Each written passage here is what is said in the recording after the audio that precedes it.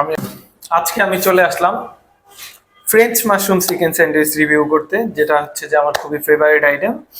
আমি চলে আসলাম মোহাম্মদপুর লা ডেলিশিয়ায় ফ্রেঞ্চ মাশরুম চিকেন স্যান্ডউইচ খেয়ে দেখবো যে ওনাদের ফ্রেঞ্চ মাশরুম চিকেন স্যান্ডউইচের কি অবস্থা এবং টেস্ট কিরকম আছে।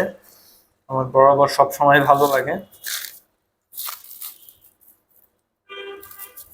সুন্দর করে র্যাপিং করা থাকে। এখন শুরু করা যাক ফ্রেঞ্চ মাশরুম চিকেন স্যান্ডউইচ দিয়ে। আগে হচ্ছে যে আমার সস ছাড়াই ভালো লাগে।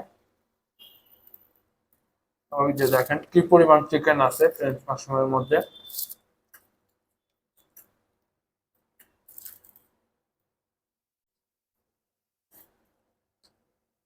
চিকেনে ভরপুর।